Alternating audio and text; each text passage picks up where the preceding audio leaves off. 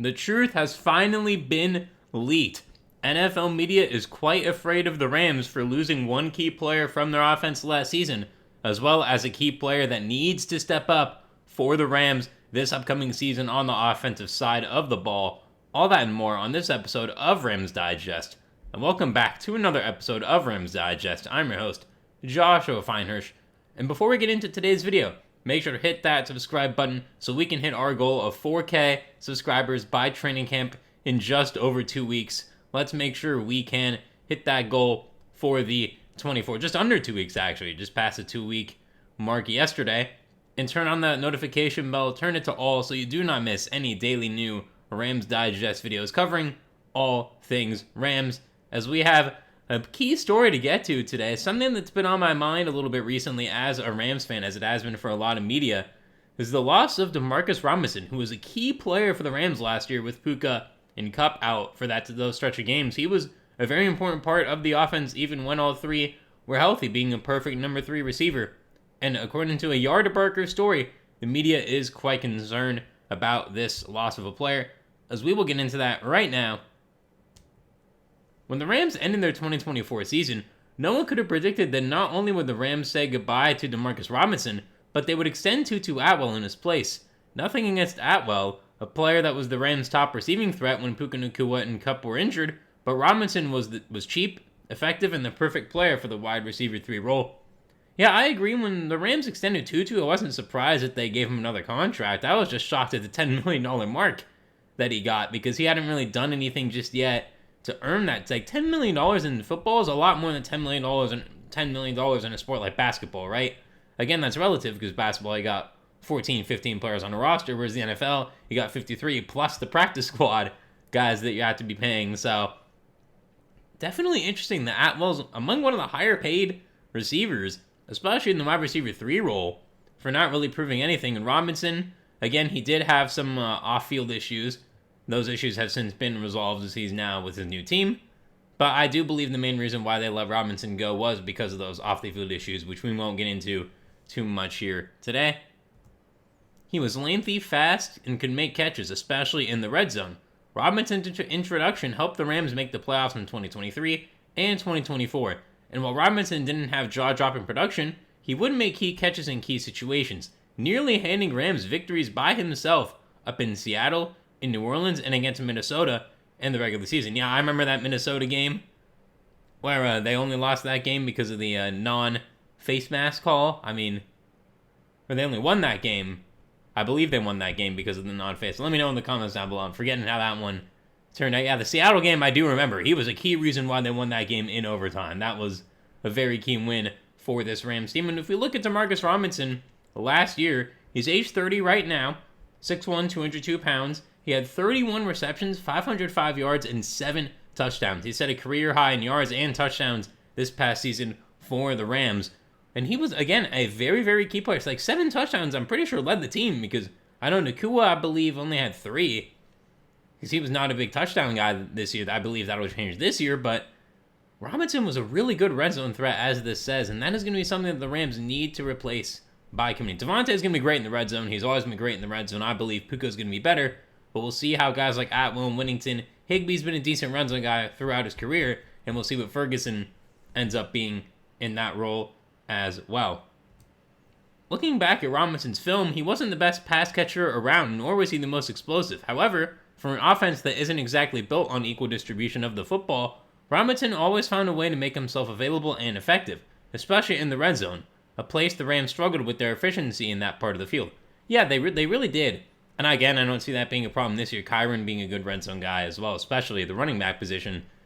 But for the passing side of things, it could be a problem with guys other than Devontae, because again, we'll see how Higbee should be fully healthy, or as fully healthy as he can be, coming off of that ACL tear, and we'll see what Puka looks like in the red zone. That it has a chance to be a problem. Comment down below what you think about this. Was letting go of Robinson the right move? He did have the off-the-field issues, but he was a very, very effective part of this Rams offense, especially the Tutu's getting paid $10 million. And Demarcus Robinson's new contract is only 2 years, $8 million. And to make matters worse, he signed with the Niners. And I forgot to mention that in my last video, so that's on me. I forgot he signed with the Niners, honestly, and good pickup for the Niners to be a nice guy beside Brandon Ayuk, and Jawan Jennings could be a mentor to Ricky Pearsall as well. So we'll see exactly how that turns out. And what do you think about that fit for the Niners as well? Comment that down below. For an offense that has Devontae Adams and Puka Nacua, Robinson would have been the perfect complementary piece for the Rams to scheme up against sorry defenders. It just seems odd that they finally feel comfortable with Atwell, despite Atwell not being used to the best of his abilities.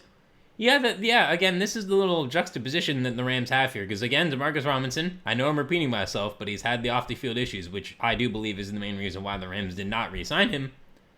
And with Atwell, you get someone who is a few years younger, obviously. He has that top-end speed potential, which Nacua, Adams, Higbee, Ferguson's fast for a tight end, but obviously that's not really what you're looking for out of a tight end position. But again, Atwell has not really been used much throughout his career. He was a second-round pick, so you kind of do have to see what he has, just because you use such a high pick on him that it's like, okay, you kind of have to give him a shot, just like I don't want to compare it to Jordan Love, but obviously Love was a backup for a few years, had a really nice first year. Last year was a little up and down, so we'll see how he is this year. But you know what I mean? That when someone needs or is a high pick, you kind of have to see what they got just because of where they're drafted. And I think that is where the Rams are currently with Atwell right now. And I do believe he will be used more, because $10 million, as long as he's even above average in training camp, they're going to have to see just exactly what he can do for this offense.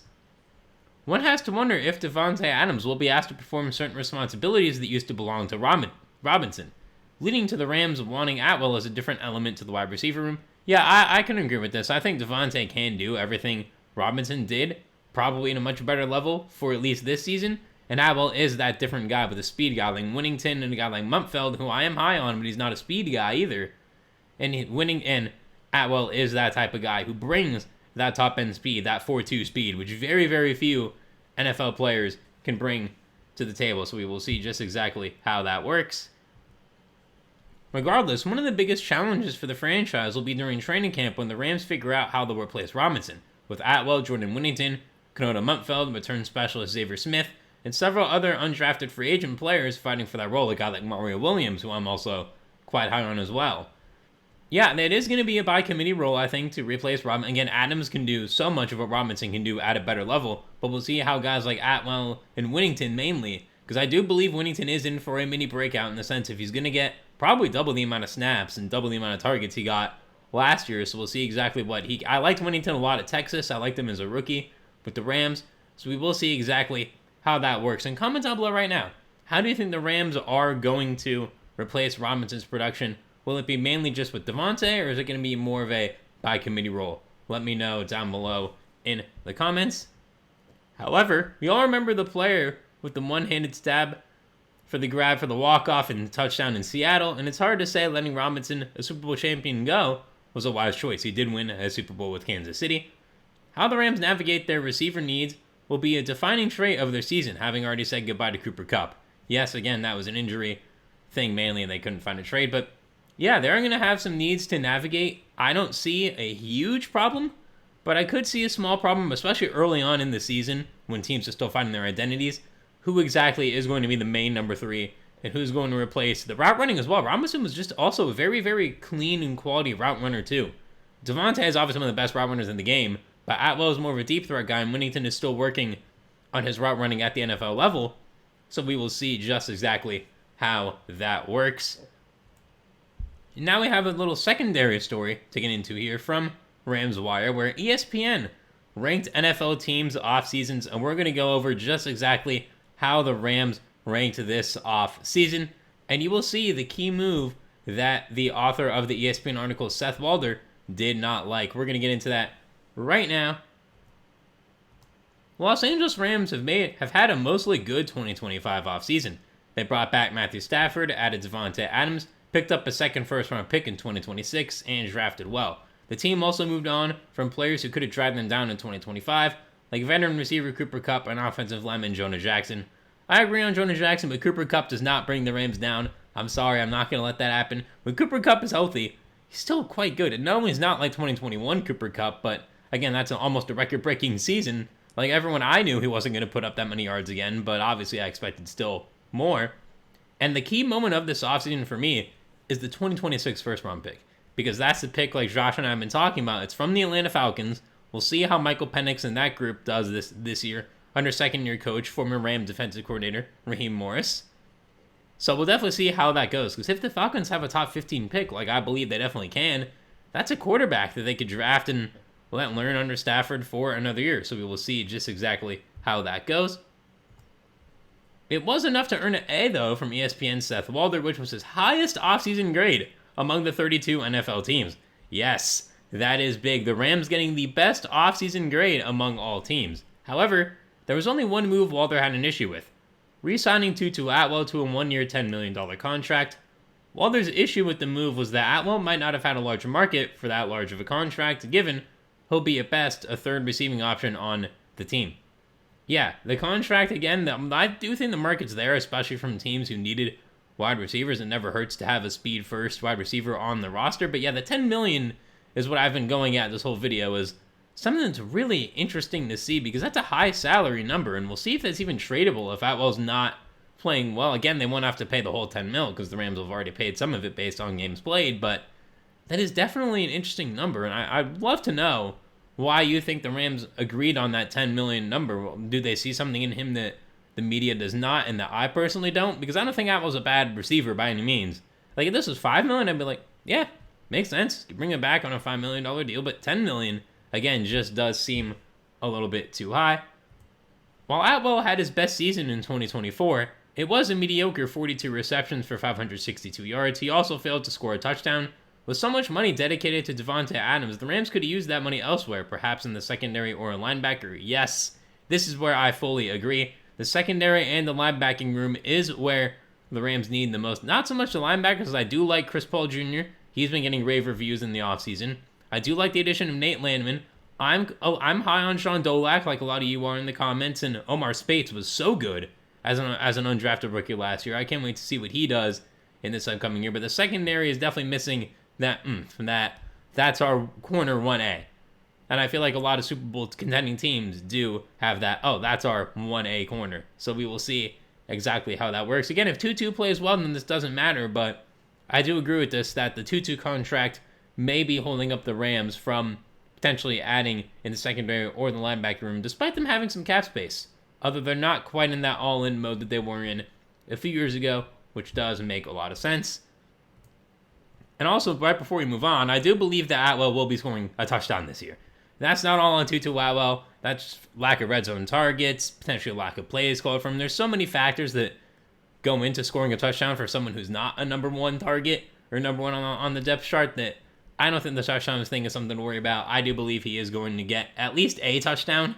And comment down below what you think Tutu is going to do this year, stat-wise. I will give my thoughts at the end, so make sure to stay tuned. Atwell is known for his speed. Though, and the Rams receiver room lacks that with its core of receivers in Davante Adams, Puka Nacua, and Jordan Whittington, and tight ends Tyler Higbee and rookie Terrence Ferguson. Atwell has a role in the offense, but the price is steep for someone who might be a gadget player. Again, this kind of brings me back to the Tavon Austin extension, because obviously Tavon Austin, as most of you probably know, awesome at West Virginia. I remember as a kid, one of my favorite college players of all time, and he had a nice role with the Rams for a little bit, but it kind of got phased out the more the McVay offense really developed with guys like Sammy Watkins, Brandon Cooks, Robert Woods, Cooper Kupp coming onto the scene in 2018, and he kind of got phased out. And I just hope that's not the same thing for Atwell. Again, he will have a role, and I do think there will be more deep ball targets open for him now that they have Davante Adams, someone who's been a pretty reliably healthy receiver throughout his career. So I do believe that will open up the field for Atwell. I think Atwell is going to have a similar amount of receptions to that 42. I would say 565 yards and 3 touchdowns. I do think Tutu gets in that end zone 3 times this season. And that is all for this episode of Rams Digest. Make sure to hit that subscribe button and turn on that bell so you do not miss any daily new Rams Digest videos. Turn it to all, as we are trying to hit 4K subscribers by training camp July 24th. So make sure to hit that subscribe button and like this video as well for the Rams receiving core and what they're going to be this year. Comment down below your thoughts on Tutu's stats and his contract, and whether you agree that it was a mistake to let go of Demarcus Robinson. I've been your host, Joshua Finehirsh, as always. Thank you very much for watching another episode of Rams Digest. I hope you enjoyed it. I'll see you soon for another one, and have a great rest of your day.